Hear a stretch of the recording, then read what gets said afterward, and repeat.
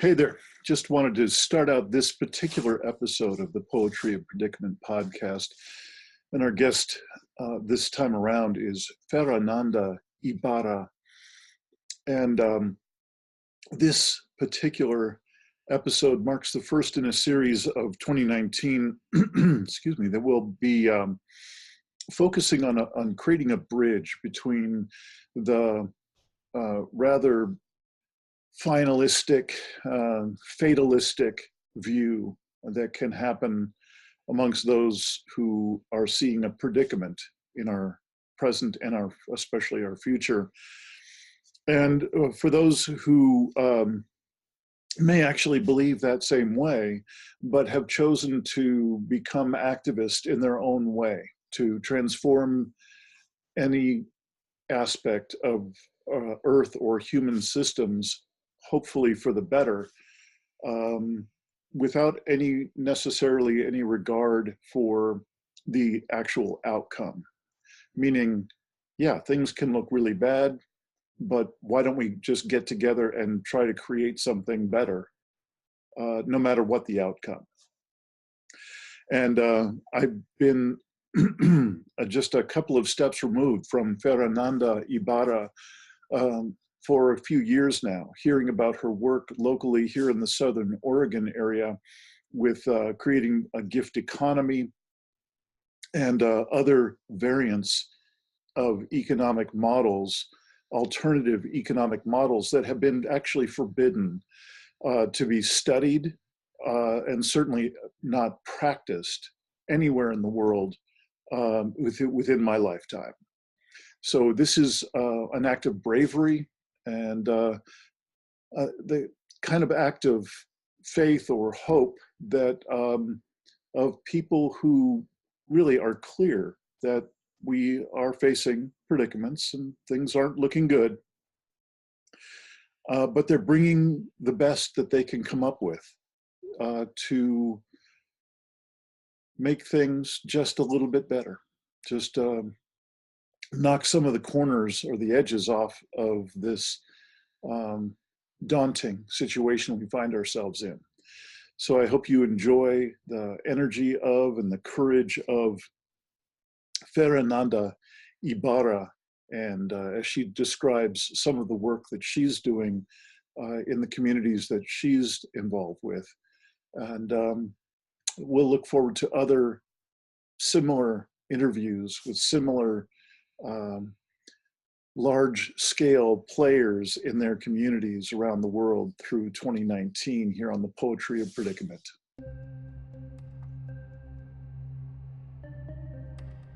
I'm Dean Walker, and welcome to the Poetry of Predicament podcast, a podcast for people brave enough to face humanity's challenges and problems, and most importantly, our numerous predicaments.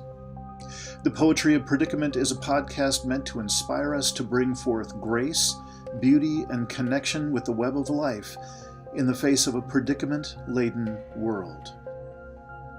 Hope you enjoy this conversation with Ferananda Ibarra, very active in creating alternative economic models for communities to create possibility where now there is just predatory capitalism. We start with introducing ourselves to each other. You get to hear a little bit of my story and then hers. So on. And then about 5 years ago, after being an environmentalist my whole life, I really had my eyes opened to a number of ways in which things are really not going well in our world, that we are facing collapse of both Earth and human systems. And so when I eventually was exposed to a presentation about abrupt climate change, and I realized that, first I had to research the material because it was either, completely nuts, or this is the transformation of humanity, whether we want it or not. And I obviously vetted that, yeah, this is happening. And the only thing I've seen in the past 5 years of researching and writing a book about it and so on, and now I'm writing my second book and a workbook to go with it and all the rest, is that it's going faster and faster. And so one place that I've landed, and most of my audience for my body of work have landed, is that we are not only facing huge problems that require solutions and courage and so on, but we're also facing predicaments and dilemmas that really offer no obvious solution whatsoever. And my experience is that somewhere in that range, when a person has their woke moment, it becomes existential. It becomes as deep an exploration as any sage or saint or mystic has ever gone. We are now asked to take that on, and most of us don't have any experience with the inner work at that level. This is the kind of thing that drives a person nuts. Yeah. So, You're absolutely right. Yeah. So my desire in creating this work is to offer as many tools and practices as possible and safe environments for people to do that inner work and to do the work of finding their people and finding better and better ways to interact with one another with no outcome like we're going to save the planet or we're going to save anything in particular. It's really beyond that. It's really bringing in a sharing of grace between us, we look to create the best that we can create for the joy and for the grace of that creation, not for the outcome. Is that making sense? I very aligned to that belief. Yes. Okay. And that really, that's what I meant when I said I've heard some mention of you and the projects you've been involved with in Southern Oregon. I so appreciate the projects I've heard of. I've not been involved with any of them, and I'm so looking forward to you sharing as much as you will about those past projects. And I'm actually even more excited to talk to you about these newer projects that you've shared with me in preparation for this talk. I kind of want to do a disclaimer on the fly here for the people who are used to listening to this podcast, that we don't often talk about economics, and we don't usually talk about the current business as usual paradigm and structures. We just basically know it's absolutely a bankrupt system. It is at the center of what has us collapsing. And that's usually where the conversation stops. There's not much patience for it. And I find very little, like a lack of imagination on most people's parts, mostly I think because they're exhausted. They don't have the energy to do what you obviously do, which is to bring a whole philosophical backdrop and a whole notion of new possibility to creating together, what, if not this collapsing paradigm, then what? Right. So that's why I'm excited to have you here today. And I just thank you for saying yes to this conversation. And if I may, the first thing I'd like to ask you to do is, would you introduce yourself as you would like to be known, and particularly giving us just a little bit of history, as I've been pointing to, just being a person on your periphery. Telling us about what got you to this study and this type of engagement with communities and possibility. And Fernanda, welcome here. Thank you, Dean. I'm very happy to be here.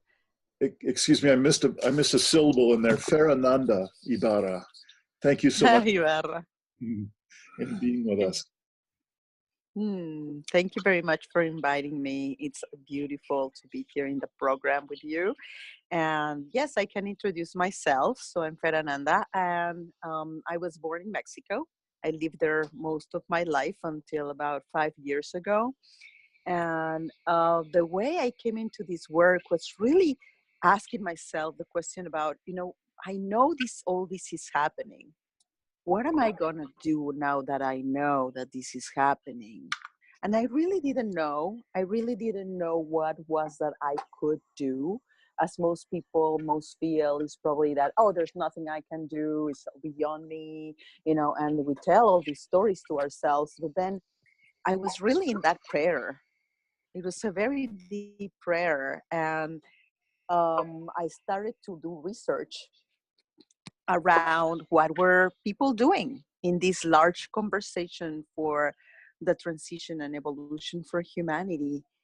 And as I was asking that question and doing that research, I stumbled upon the work of Juanita Brown and the collective intelligence work on process arts, what I call process arts, which are, processes to help people have more groupthink, if you will, or augment their collective intelligence, create a field, a sacred space for everybody's heard and different ways of listening to one another.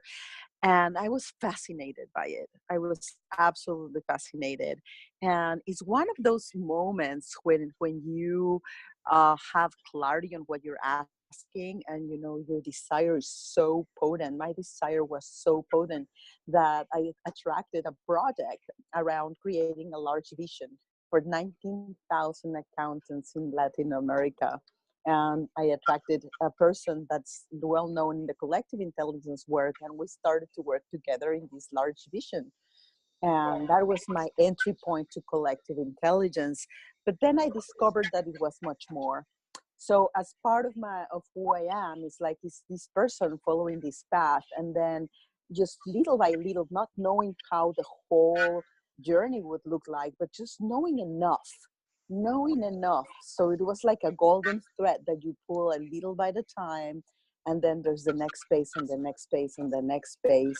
And that drove me into knowing, after my work on collective intelligence and knowing that's a whole discipline of work, I came into the Metacurrency project and learning how, if we don't solve economics, we cannot get into global collective intelligence, because we are competing for a scarce resource that is not scarce in itself, it's artificially scarce. So it was like, okay, I need to put my attention there. I need to place my attention there.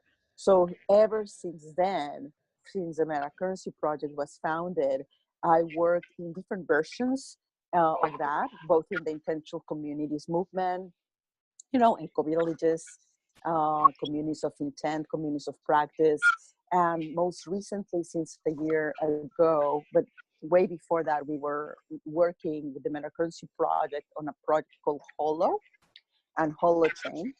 And so that's where I've been focusing myself. But mostly, I would say I'm a systems designer, but I'm in love with community and culture.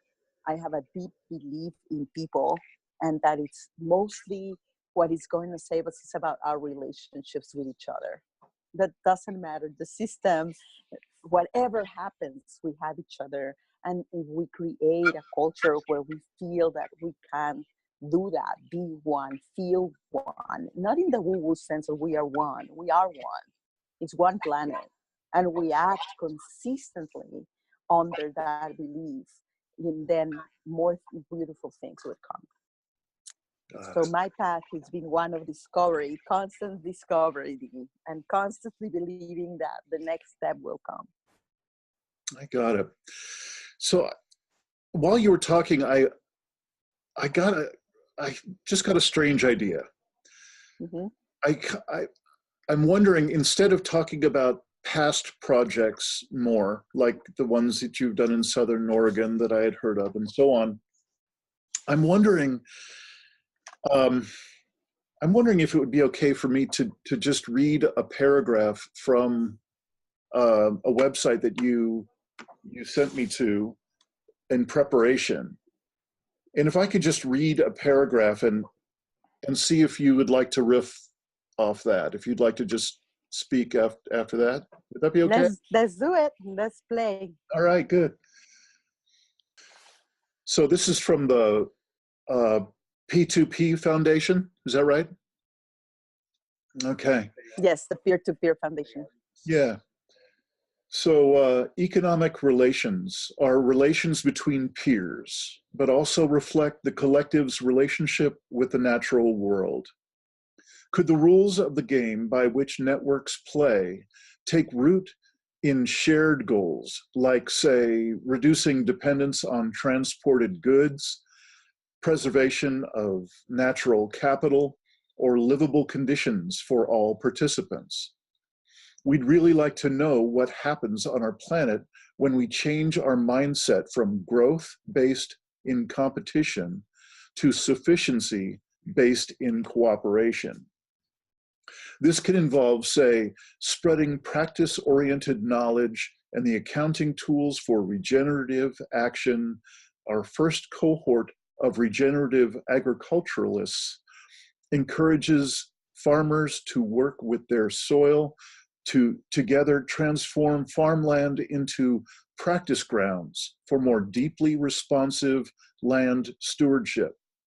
A community solar energy network would operate on similar principles, holding sustainable forms of energy as a key priority toward which to deploy increased technological efficiency. So, I have a few questions in there. Well, you know, I told you I did quite a bit of corporate consulting and coaching and training work and so on. And I have to say that it just eventually it was too exhausting. It really was soul crushing, and I had to get out of it. I had to stop. The orientation for the kind of predatory capitalism that has clearly has taken over was just soul crushing. So enough on that. But I got to say that I have been not very encouraged by many of the interim projects or plans or grand notions that have come along, from cryptocurrencies to the gig economy. And those are two big ones right there, because they so seem like multi-level marketing on steroids, where the first people in might make some money and that's cool for them. But like with the gig economy, my experience of that is I'm just deeply cynical. You know, it's obviously, it was, again, the people at the top being able to suck out all kinds of money, people doing the actual, you know, driving for Uber and so on, barely making a living and encountering the very same elements that, like it or not, society has tried to put together, like how do those drivers get insured, how are they trained, and you know, the quality assurance, and on and on and on. I love that this peer-to-peer information that you sent me addressed that. I mean, it was the first thing in the article. So I'm just wondering if you could respond a little bit to that. What's your reaction to those kind of rough first cuts that people have been trying to do? And how is what you're doing now moving us in a different direction? For sure. I would be happy to do so. So I have the same belief as you. I'm super aligned that capitalism is so good at adaptation, right? So it's like, oh, you guys want this now? Sure, this is my version of it. It looks new. It is new, all right? Are we doing the new thing?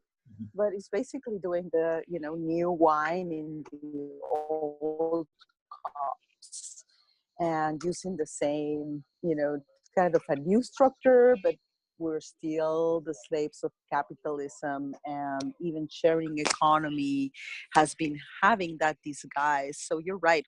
Let's take the example of Uber to see what would be different.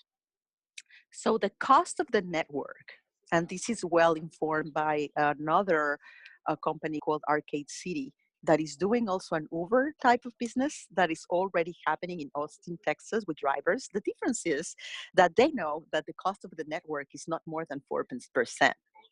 What Uber takes from their drivers is around 35 to 40% of each journey, right? So it's high. They have a cost.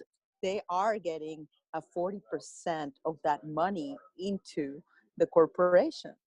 So what is left for the drivers is very little. So what would we do in a peer-to-peer economy is what Arcade City is doing, which is empowering the first, allowing the technology to exist, but at a fair price. So it's not about not having them exist. Intermediation is not the problem. Greedy intermediation is different than good intermediation. So Arcade City costs 1% instead of 40% for each driver. And what they do is they empower them to form guilds and to organize themselves to then create commons, ways of, for example, sharing money together to create a pool of money in case one of them has an accident or liability problems and they need a lawyer, or to be able to collect money and then say, hey, do we want to build a park? Do we want to have new taxes for all of us? Do we want to, so that they put money into the network together, right? So that's how it looks like with the present possibilities, with the present tools, is a new governance, really. So the new governance, what it claims is that there is value for everybody, that you can get what you need, get mine, but grow ours. So it's perfectly fine to get what you need for your livelihood, as soon as you know that contributing to the whole is also very important, that you are sovereign and agent as an agent, but you're also need to be accountable to all of us. And all of us means planet, and means so nature, and means all sentient beings.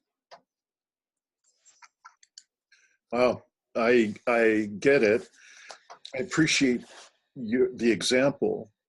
Um, and before I ask the next question, I think it would be good to ask you to then just bridge, if you will, to I'm sorry, is the, what's the right way to talk about it? What's the right, kind of word for the project or the review of where you're headed, like with this, holo post blockchain technology? Is that at the center of what you're getting into now? So yeah, let me explain a little. So my group, out of the metacurrency project, we created a technology. Many people have heard, even if not everybody understand, but many people have heard of the blockchain. And the generic name for that is distributed ledger technologies, which is a way of accounting. It's for accounting anything, any kind of asset, any kind of value. And Holochain is a technology we created that has a different type of, it's a different framework. I'm not going to extend there because we're not going to go too technical.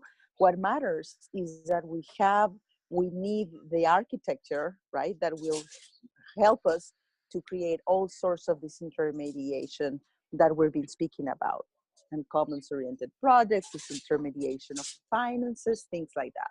So that's Holochain. And for us, that's an open source project that we give to the world. It's our offering. So the way that we said, okay, how do we prove that Holochain works? And how do we create a first example of a sharing economy so that people understand what we're talking about? And that they also understand what a different type of cryptocurrency would look like. So we created Holo. And Holo.host is a distributed hosting platform, a peer-to-peer hosting platform. So think about Uber doesn't own any taxis, but they have a transportation network. And the same Airbnb doesn't own any hotels, even beds, but Mm, they move the beds around. And so Holo doesn't have servers, but we provide hosting services. So you and everybody that's listening could have installed in their computer Holochain, and they could rent a space in their computer so that we all together can host the internet. So can you imagine the implications of hosting the internet? That means that your data would be safe. You own your data. Facebook won't be able to sell it to Cambridge Analytica or anything. If you decide which applications you connect to. If if the next distributed Facebook wants to sell your data, it has to either share the sales with you, or it has to ask you for permission. So it's a whole different decentralized world that empowers human agency, but also human collaboration. So that's Holo. So for Holo to exist, we created a cryptocurrency that is very different than Bitcoin because it's actually backed by computer power, which Bitcoin is not backed by anything. Holofuel or HOT is backed by computer power. That's what makes it very different because it's going to get out of the speculative nature of crypto and it's going to become value stable. So hosts in the network will be able to get Holofuel, and with that Holofuel, they'll be able to cash it out and have a small economy running through all of us as we the people. I'm going to sound like we the people, be very political here, but we the people can host the new internet because right now it's in corporate servers. And because it's in corporate servers, we can't be sovereign. We cannot be thinking about new economic systems and new governance systems when we don't own our body.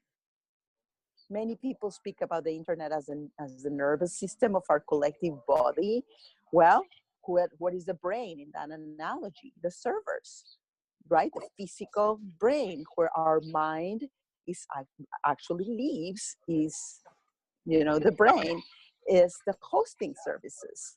So we need to have our own hosting as people. mhm. That's why Holo exists. And then the commons engine is something that we've been envisioning for many, many years, which take Holochain and take Holo and work specifically in investing in applications for energy, water, land, and anything that is community related, governance, democracy. So we're based, that's what we do. So thank you. I think I'm following you. Um, I'm curious. So it seems what seems clearest of what you said is that you're starting by creating a shared um, hosting arrangement so that the predatory capitalist structures that are already completely saturated in the internet the way it is now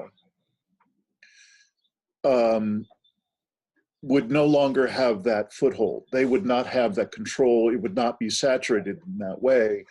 There would be a different human structure, a different point of view, a different context for the interaction and for the actual holding of data, of interaction, of relationship online, and so on. Is that fair to say for one portion of what you're talking about? Yes, absolutely. So where I start to, get nervous is how do you create the human to human, literally the P2P, relationship, the way we relate, if you and I want to exchange or create some kind of a creative or commercial relationship in this new environment,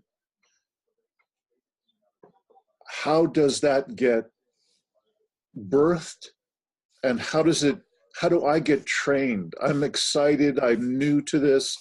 Here's my computer. Here's me. I am so excited. How do I learn how to interact with you in this non-predatory capitalist model? How do I become aware and facile here? Mm-hmm. Mm-hmm. Yeah, thank you for that question. It's a big one. I feel that we're all getting initiated. You know, we're all getting initiated in these new forms, and there's no perfect form. We're not offering, oh, this is it, right? We're offering one layer of what we believe we need. So Holo, think about Holo as that one layer. So it's not going to, Holo, it's just the servers. It's not going to create more interaction or more beauty or better decision making or more social value or any relationship among people. But it's going to provide that frame, the architecture, the infrastructure more likely to, so that we can meet. It's like if there's a park and a plaza in the town, the plaza in itself is it's a place. It doesn't do anything if we don't gather there. We need to make the choice to actually go and sit in the plaza on Sunday afternoon and have an ice cream and talk with people, right?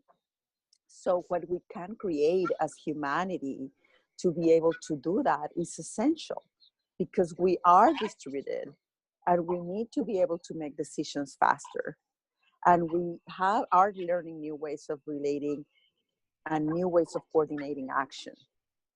So what are these ways of coordinating action together? Because it's not only about how we relate, but also about our collective intelligence, right? Like, how do we make sense of what is our surroundings? How do we make sense of what is the place for me to, you, me, and John and Mary, to be able to participate in this whole new world? Mm-hmm. So I feel that we still, as humanity, we're still a long way to be able to get those tools for sense making that would allow us to have better choices on how we do things. And I feel that there's a lot in human consciousness of being brave, being brave and saying, okay, this is not perfect. It's not easy. It's way not comfortable. Cryptocurrencies right now, not comfortable. Learning and trading and all that, not comfortable, but it's not going to go away. So even if we learn, it's like that, and that happens in every time there's a new big system, the rules change. And because the rules are changing, we're like building the plane as we fly the plane. It's like it's messy. So I say, people, we must get courageous and just work with what we have. If you want to be a pioneer, go and settle yourself in the middle of the stone and declare, this is where I want to lead. It's not easy. It's not simple. I'm going to learn how to put Holochain in my machine. I'm going to start doing it. It won't be perfect, but I'll be learning with everyone. And as you learn, you commit and you give back to the system, so the system learns and we all learn together. That would be my answer. Okay, well, thank you. It's fair enough. I actually would have been more nervous had you had a really perfect answer and it's just A, B, C, there's the answer, and let's go. Because life right now is even more messy than it's ever been. So yes. I appreciate you just being real. Yeah, thank you. If we could shift again just for a moment, let's just say someone who's watching this podcast is curious like, okay, so there's some new possibilities where we definitely need some new possibilities. and it's just starting, and it's just these little seedlings. We're just formulating. How can a person connect? Can you suggest some websites or some books or some Yeah, articles that have been yeah. inspired you? And please include, how could people find out more about you and connect with you if they wanted to? Yes, for sure. Thank you. That's good. Um, as you know, people learning, I would say a great resource is David Bollier, um, Bollier, and he writes about the commons and the patterns of commoning. And for him, the commons is not only the natural resources that we didn't create, that should be owned by everyone, like water and land and energy, and but he believes that commoning, it's actually a noun, and that it's about the social agreements that we have with each other. I think that a lot of what people can do in this moment is just put themselves out there in relationship with others, create more community, get out of our homes, get out of our comfort zones, and just relate with people, Mhm. because we're learning how to do that in a new way. Yeah, How to make our neighborhood better, how to create a better community garden, how to, all those things are part of the commons, are part of how we get mine and grow ours. right. So I would find that is definitely essential.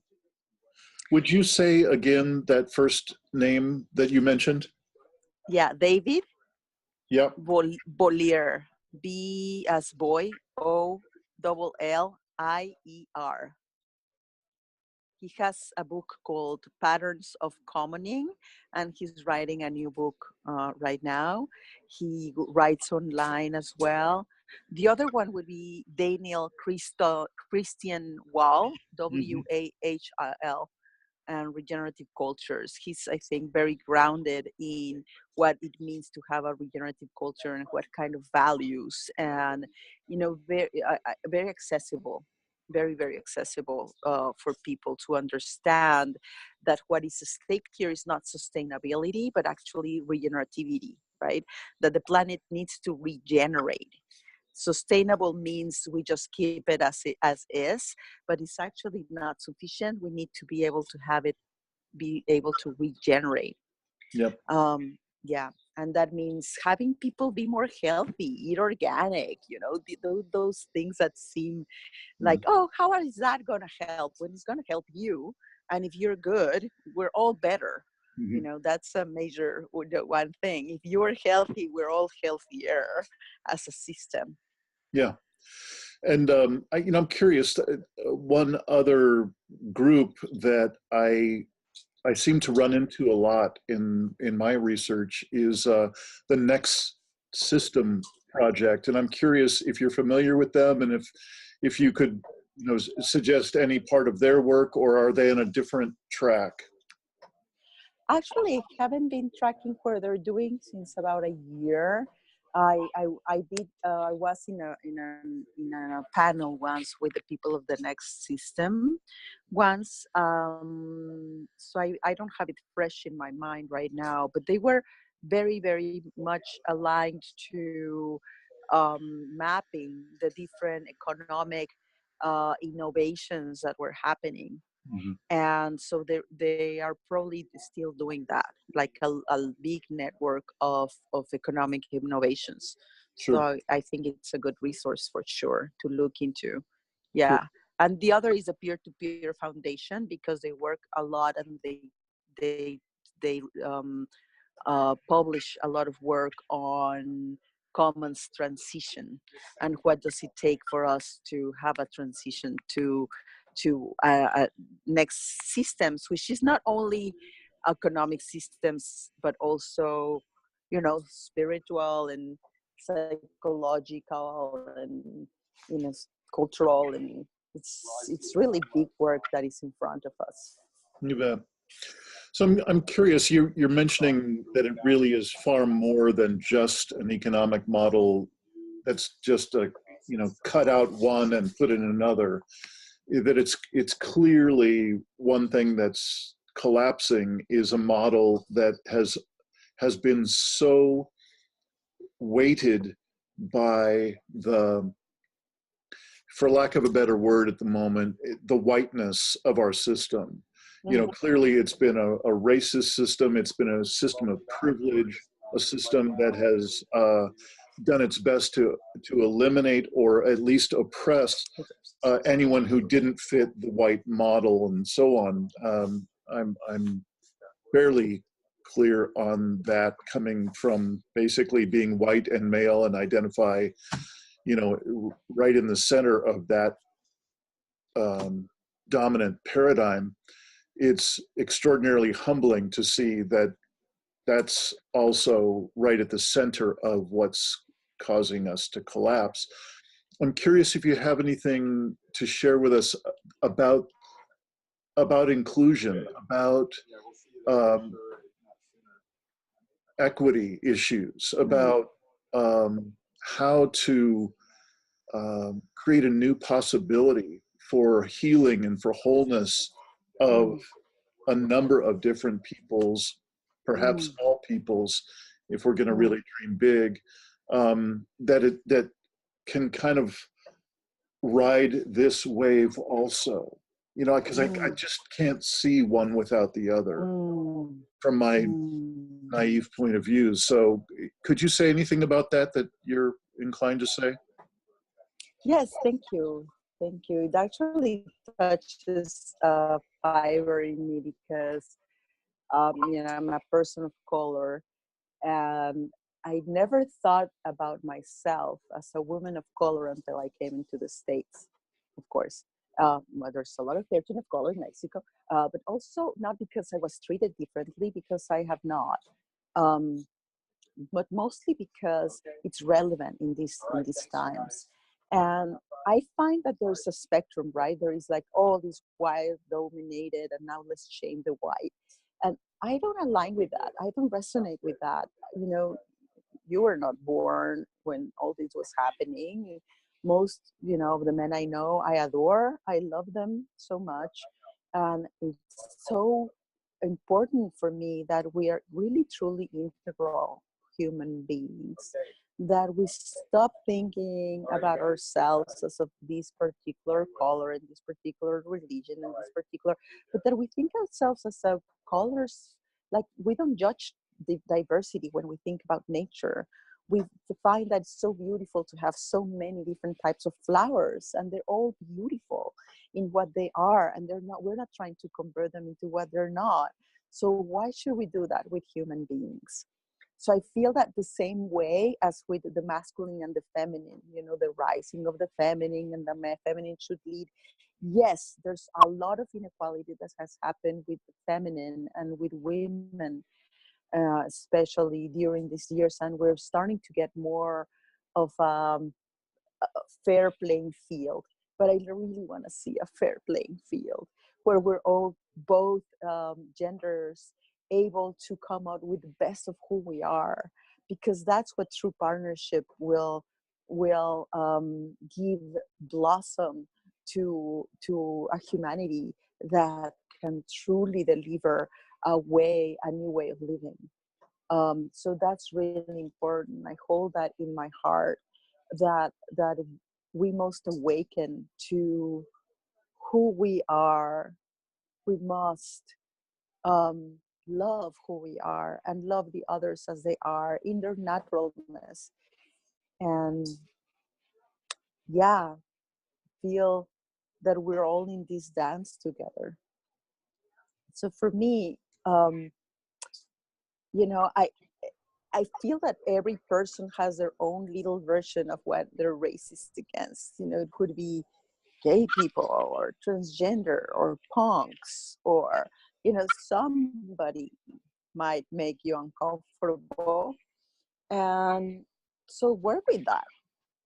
Why? If you work within yourself, right? If we work, each of us, within ourselves, with the different, with the other, and we try to identify that we might coexist, there's big opportunities for humanity. Right on. Well, it this is such an extraordinarily huge topic.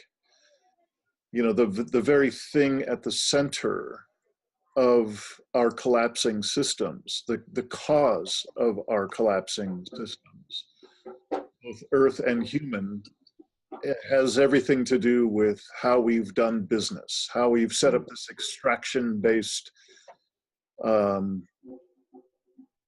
extraordinarily ecocidal and insane system, and Yeah. then to look at what would it take to create something different than that. Yeah. It is so big, and I know that we could only touch a small part of that in this initial conversation. When you answered my last question about some links, some suggestions of books and authors and so on, was there anything more you wanted to say about if people wanted to find out more about you and what you're up to right now and anything Mhm. like that? Is there a particular website they could go to, or? Yes, for sure. That would be commonsengine.org. So commons with a double M and then engine.org. Or you can look at the TEDx I did a while ago, but it's very relevant to these times, and it's called Unfolding Story of a Life-Affirming Economy. And if you just Google that in TEDx, you'll see my TEDx. And it's about life-affirming economy, and I state 5 principles to get there, and 5 principles of what I believe could be drivers for the next economic systems. So that would be my Would you say work, the and name of that? that's a way of finding my Twitter account. Excuse me, Ferananda, would you say that one more time? That last um, web address that you said, where we could find some of your writing. Would you say the name of it again? Yeah, Commons Engine. Commons Engine. Com, uh-huh, And .org. then you said something after that as well, where that writing you were just talking about lives, and what is that called, and where would we find it? Yeah, it's a TED Talk. TED It's Talk. a TED Talk, and it's called The Unfolding Story of a Life-Affirming Economy. Very good. And Thank you. I will be sure that all these links get into the show notes underneath this YouTube thank video. you. Thank you. So, Fernando, I'd like to ask a question of each person that I get to speak with. And I'd like for you to imagine with me, if you will, that instead of this tiny little audience of this tiny little podcast in our little conversation today, if for just a moment it became one of the largest media outlets in the world, and you had a very appreciative and warm audience waiting for you to speak, appreciating what you had to bring, and you wanted to share with them something for a couple of minutes, what would you like to say? Hmm.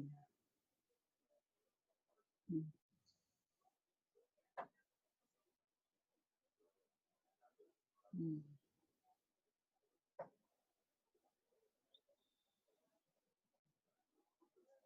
I would encourage people to find their bliss. It's what you were mentioning at the very beginning. It's not about fixing the old, it's about creating the new.